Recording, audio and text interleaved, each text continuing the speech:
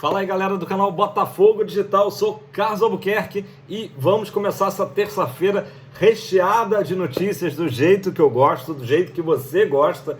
Ontem foi uma segunda-feira com muitas novidades do Fogão e, claro, vamos falar muito aqui do sorteio dos grupos da Libertadores, né? A tabela já praticamente aí divulgada, né? Só faltando acertar ali as datas dos jogos do Fogão pela Liberta, né? 7 anos depois, o Botafogo de volta à fase de grupos da Libertadores. Mas antes de a gente falar da Libertadores, né? A gente tem que falar do Campeonato Carioca, da Ferj, né? Mas tem a ver com a Libertadores, né? O Botafogo está em negociação com a Ferj, tá? Para antecipar os jogos finais da Taça Rio contra o Boa Vista, justamente para que o Botafogo possa concentrar forças, né? Na sua estreia da Libertadores, tá? As datas inicialmente marcadas eram 30 de março, um sábado, e depois 6 de abril, o outro sábado, se eu não estou enganado, tá? O Botafogo está conversando com a Ferj, claro que precisa da anuência também do nosso adversário, do Boa Vista, né? Mas eu acredito que não haverá problemas para que isso aconteça. Nesse caso, o Botafogo jogaria dia 27, tá? De março, uma quarta-feira, e depois no domingo 31 definiria aí o título da Taça Rio, que a gente sabe não vale muita coisa, na verdade vale vaga na Copa do Brasil do ano que vem. Então o Botafogo precisa, né, ticar isso como fez ano passado, né? Não vai comemorar, não vai dar a volta olímpica, a gente já sabe como é que é, né, essa questão toda, mas o Botafogo está então negociando isso. Eu espero que o Botafogo tenha sucesso, porque para a gente entrar na Libertadores com foco total da Libertadores, não ter nenhum desvio de foco, né, nesse momento, beleza? Claro que se o Botafogo jogar, né, se a Ferj topar, se o Boa Vista topar, o Botafogo jogar dia 31 de março, tá? Até a possibilidade do dia 30 também, tá? 30 ou 31, sábado ou domingo, diante do Boa Vista, provavelmente vai ser um Botafogo ali mesclado, né, já que a estreia da Libertadores vai ser em seguida, tá? Vamos lá, pessoal. Antes da gente falar da Libertadores, apesar de que os assuntos todos hoje estão ligados, né? Vamos falar um pouquinho do novo diretor, né, executivo de futebol. O Botafogo ainda não definiu o nome. Os nomes até agora falados, né? O Alexandre Pássaro, tá? O TF trouxe ontem a informação de que o Botafogo está em conversas com ele, não enviou ainda uma proposta concreta, mas que o Alexandre Pássaro estaria disposto a encarar o desafio, né? Disposto a dizer sim para o Botafogo. Informação essa do TF. Quem corre aí por fora também são candidatos aí que o Botafogo mantém conversas, né? É o Diego Serri, que está lá no Bragantino, e o Ricardo Moreira, do Orlando City, né? Brasileiro, que trabalha lá nos Estados Unidos na Major League Soccer. O detalhe é que o Ricardo Moreira, ele, a princípio, a informação que a gente tem, ele não está muito disposto a voltar a residir no Brasil, enfim, a trabalhar no futebol brasileiro, tá? Então, no momento, os favoritos seriam o Serri e o Pássaro, mas nada impede que surja aí um outro nome, né? Questão de diretor, beleza? Galera, o Botafogo TV, aliás, fez uma transmissão muito bacana, né? Mais uma, né? Sobre do sorteio de ontem. Teve participação do Joel Carli, né? Ali no estúdio da Botafogo TV. Teve por vídeo o Dudu Cearense, né? Também participou, falando da época dele de Libertadores, né? Contando as histórias. Enfim, foi bem interessante a transmissão da Botafogo TV. E durante, né? Antes, aliás, de começar a solenidade lá no Paraguai, o Botafogo oficializou nas suas redes sociais o Oscar Romero, né? E, inclusive, como o Oscar Romero é paraguaio, estava lá, se reuniu com o Taira Arruda durante o dia lá, recebeu o convite do Botafogo, né? E esteve presente no sorteio, né? Aí já deu entrevista para a ESPN, né? Falou, não, porque eu vou para um clube brasileiro, tal. Aí eles perguntaram, pode falar qual o nome? Ele, sim, Botafogo, né? E depois já deu entrevistas como jogador do Botafogo, tudo certo, Botafogo, então publicou nas redes sociais, ali fez uma arte, né, com um quadro ali meio moderno, né, um estilo ali bem moderno, com a foto do Oscar Romero, tá? Então, e o Taira Arruda, inclusive, foi perguntado, fechou aí o ciclo de contratações, né? A gente sabe que o Botafogo ainda tenta o Maurício do Internacional, por exemplo, né? E aí o Tairo disse que está fechado, a menos que haja alguma coisa pontual, alguma contratação pontual, e é exatamente esse o pensamento. O Botafogo encerra bem essa janela, né, aí de contratações, provavelmente encerra, né, com o Oscar Romero, mas pode ser que ainda pinte algum nome, como bem disse o Tairo que falou o seguinte, que teve um dia ontem, né, muito cheio, lotado, agenda lotada lá no Paraguai, além da reunião que ele teve com o próprio Romero, né, fez outras reuniões, networking, né, que ele disse muito importante do Botafogo aí voltar para essa visibilidade que a própria Libertadores dá, né? Então o Tairo aí considerou muito útil, né? E o Oscar Romero posou até depois segurando a camisa do Botafogo, né? Vou jogar aí na thumb, né? ele tá ali com a camisa do Botafogo ao lado do Tairo e também do Augusto, se não me engano. Representantes do Botafogo lá na Comebol, né? Teve sorteio da Sul-Americana, pra gente não interessa, né? Felizmente esse ano estamos, né, na prateleira acima, né, que é a Libertadores. E é isso. Podemos já falar de Libertadores? Antes, para quem gosta de curiosidades aleatórias e totalmente sem nexo, eu li uma boa, acho que foi no portal Botafoguense, se não me engano, quero dar o crédito certo, hoje de manhã, o Botafogo seria o primeiro clube do mundo a ter dois jogadores que são gêmeos, que tem um irmão gêmeo, né? E que esse irmão gêmeo joga futebol profissional também. Não basta ter um irmão gêmeo. Então, o Oscar Romero com o Ángel Romero do Corinthians e o Rafael, que tem o Fábio, seu irmão gêmeo, lá no Grêmio. Momento, curiosidade, né? Ah, meu Deus do céu, cada uma que me aparece, mas é interessante, não deixa de ser interessante. O que isso quer dizer? Nada, né? Só dá para rir mesmo. Galera, vamos lá, vamos falar então, acho que já dá pra gente falar aqui dos grupos da Libertadores. Inclusive o Tairo destacou o que eu também achei. Incrivelmente esse ano ficou bem equilibrado, os grupos estão bem equilibrados, não dá pra gente dizer que tem um grupo da morte, não dá pra gente dizer que tem um grupo muito fácil, né? O grupo do Flamengo talvez seja ali, né, o Flamengo deu sorte, né, o mais molezinha, em teoria, porém tem a logística, né, 2 viagens, 2 jogos na altitude, né, o Bolívar e o Milionários, então acaba também dar uma equilibrada nesse sentido. O Palmeiras, que vinha tendo grupos muito fáceis nos últimos anos, acho que teve um grupo ali legal, tem o Independente Del Valle. Vou passar aqui rápido nos grupos e aí a gente concentra no grupo do Botafogo, né? Beleza? Vamos lá. Grupo A, Fluminense, né? Atual campeão, pegou o Cerro Porteño, Alianza Lima do Peru e o Colo-Colo do Chile. São equipes tradicionais, na verdade, né? Do grupo A, mas não quer dizer que sejam equipes fortíssimas.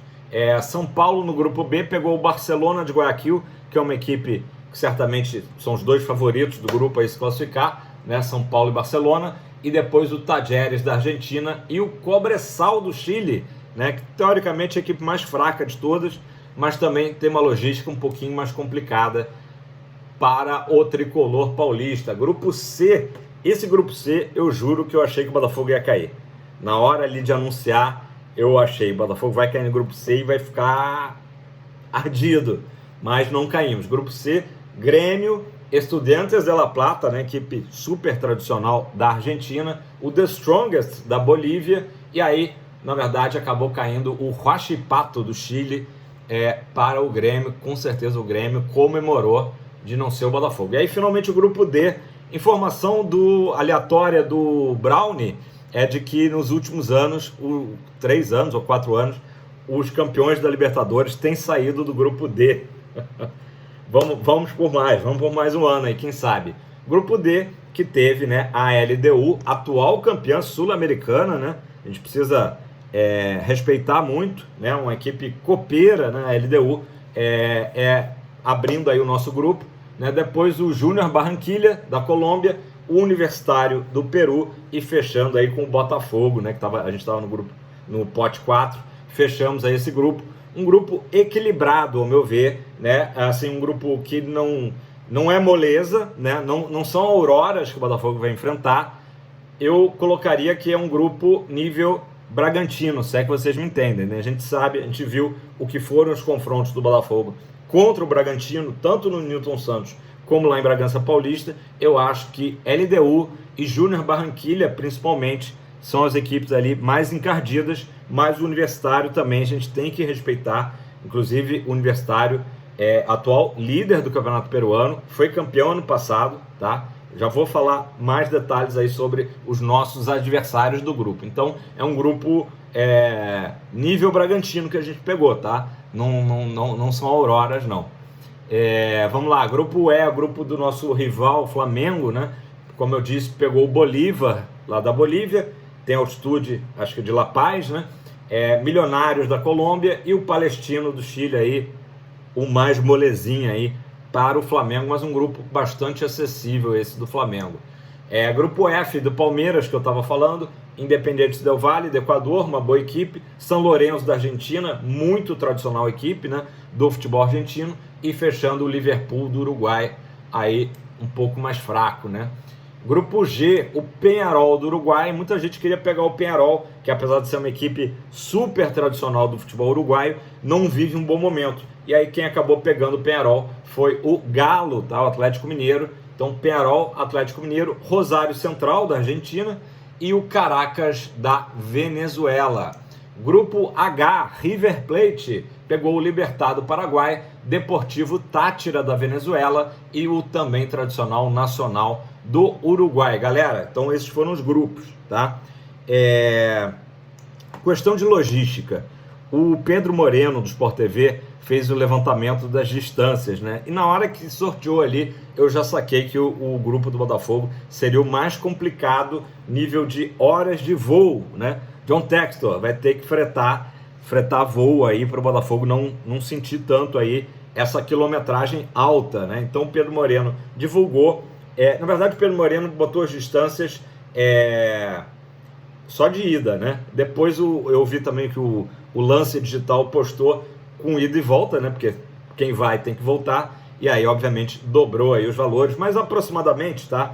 Vamos falar só em termos de ida.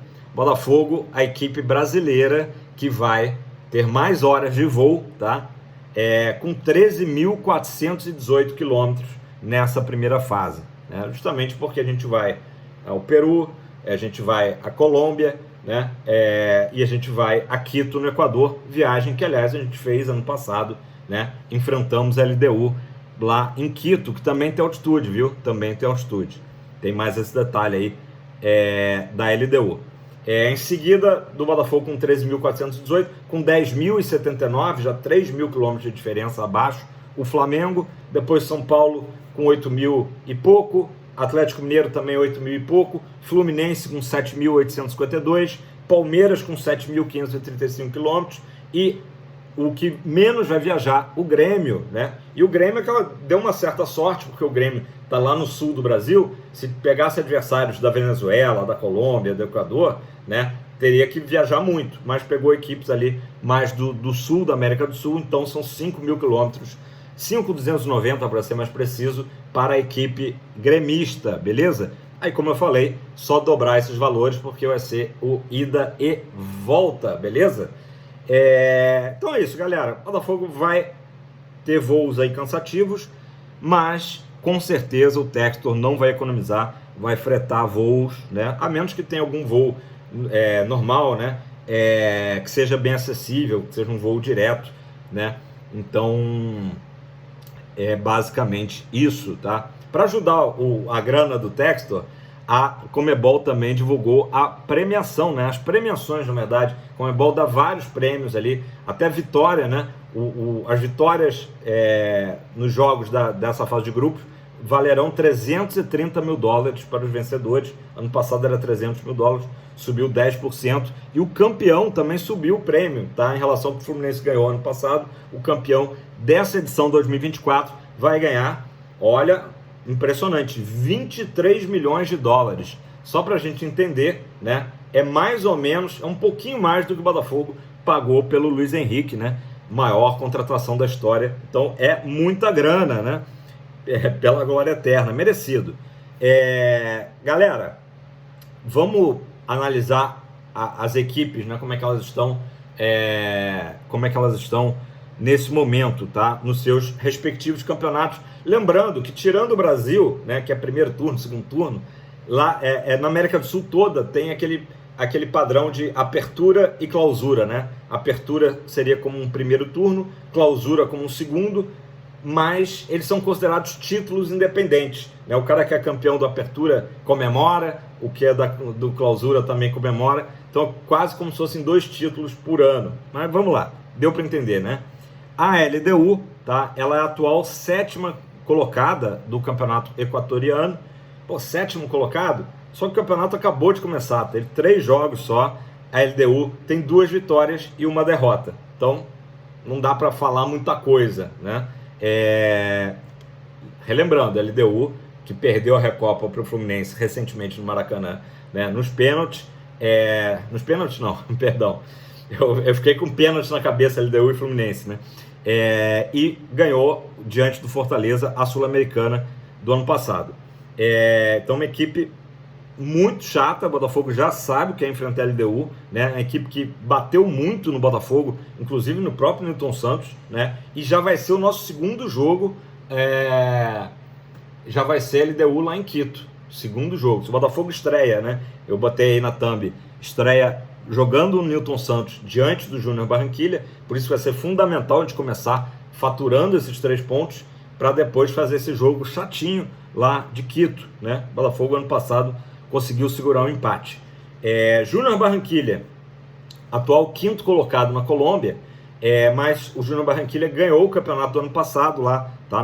Na Colômbia, terminou bem o ano e esse ano tem 12 jogos, venceu metade dos jogos, 6 vitórias, 3 empates e 3 derrotas, tá? Uma equipe, tem muita gente menosprezando o Júnior Barranquilla, né? Mais um fato aleatório, né? Barranquilla é a terra da cantora Shakira, inclusive ela cita, né? Nas músicas dela, enfim, momento Wikipédia. E então tá em 5º lugar o Júnior Barranquilla, não vai ser moleza. E a gente fecha, né, falando do Universitário, que é o atual líder do Campeonato Peruano. Em 8 jogos tem 6 vitórias e 2 empates, tá invicto o Universitário. Ganhou ano passado com o técnico Fossati, tá? Agora perdeu o Fossati no fim do ano, porque ele foi chamado justamente para dirigir a seleção do Peru, né? A seleção do Peru estava muito mal nas eliminatórias, então o Fossati fez um trabalho tão bom no Universitário que foi para a seleção do Peru, e agora o Universitário aí perdeu aí seu grande comandante, né? Enfim, deixa eu ver se eu acho aqui para falar com vocês a questão da tabela, né? Então, a Conmebol está agora, hoje, amanhã, enfim, se reunindo com os canais de televisão que vão transmitir os jogos, né? Para definir exatamente a data e horário de cada jogo, tá? Então, acredito, talvez até o final de semana a gente já tenha isso. Então, por enquanto, são aquelas datas ali aproximadas, né? Estreia do Botafogo de 2 a 4 de abril, tá? No Newton Santos, diante do Júnior Barranquilla, né? Naturalmente, o outro jogo do grupo é o Universitário e LDU, tá? Vai ser no Peru esse jogo, em Universitário e LDU. Segunda rodada, como eu disse, o Botafogo vai a Quito enfrentar a LDU entre 9 e 11 de abril. Terceira rodada, o Botafogo recebe o Universitário no nosso tapetinho entre 23 a 25 de abril. Quarta rodada, o Botafogo recebe a LDU. Esse é um jogo... Todos os jogos vão ser casa cheia no Newton Santos, tenho certeza. Mas esse, principalmente, né? Talvez o grande jogo a gente recebendo a LDU em casa de 7 a 9 de maio. Ou seja, ou pode ser 7, ou 8, ou 9 de maio. Normalmente é terça, quarta ou quinta, tá?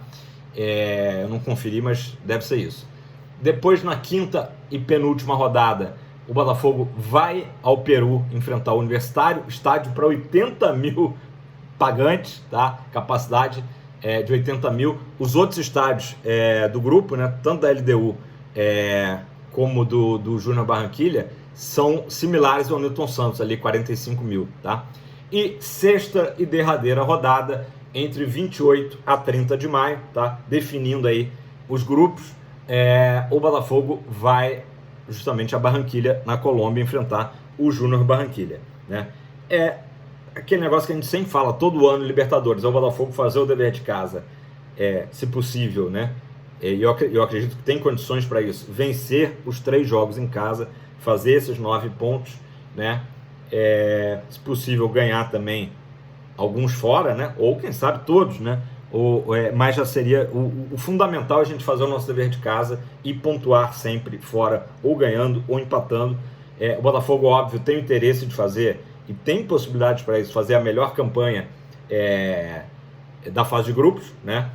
Ontem, por exemplo, foi falado, né? O total de pontos possíveis são 18. Então, digamos que o Botafogo vença todos os jogos, menos LDU, que seria o mais difícil, ali empate, como empatou ano passado. Então, o Botafogo faria 16 pontos. Seria uma marca muito boa e que talvez, né, credencie o Botafogo realmente a ser favorecido até nas próximas fases por ter a melhor campanha, né? Quem sabe podemos mirar isso, ou vamos mirar logo 18 pontos, por que não, né? Gente, eu esqueci de falar aqui, o Tairo também falou ontem sobre a escolha do novo técnico. Já estou com 21 minutos aqui de vídeo, mas acho importante a gente falar aqui, tá? Aspas para o CEO Tairo Arruda. O Fábio Matias deu uma dor de cabeça positiva pra gente, né? Quer dizer, de certo modo ele até considera, né? Pô, o cara tá muito bem, né? Eu já começo a considerar que o Fábio Matias poderia até seguir aí nesse início aí de fase de grupos. Mas enfim, a gente tem feito um processo de construção desse nome, ou seja, um novo técnico, que a gente busca no mercado. Em 2 dias apenas depois da saída do Thiago Nunes, tivemos mais de 50 nomes de técnicos que chegaram ao Botafogo como indicação, né? Aquelas cavadas, indicações, enfim. É muito difícil chegar no nome ideal. Basicamente, o que a gente pensa é qual nome se encaixa para o nosso elenco. Exatamente, né? Porque ele vai falar agora justamente isso. Não adianta a gente trazer um nome, o cara chega aqui e, pô, tem que trocar o elenco todo do Botafogo, né? Não se adequa ao perfil, né, de elenco que o Botafogo tem hoje, né? Se não, isso que eu acabei de falar, a gente tem que trocar o elenco em função da troca do treinador, que obviamente não é o ideal, não faz sentido algum, né?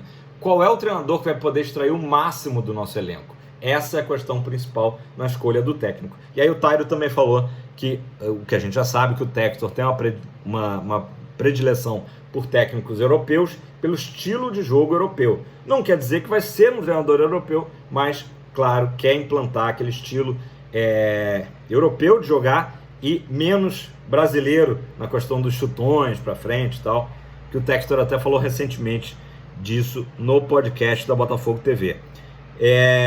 Galera, pra gente fechar, é muito assunto, eu falei, tô dando uma resumida do dia de ontem, que foi frenético.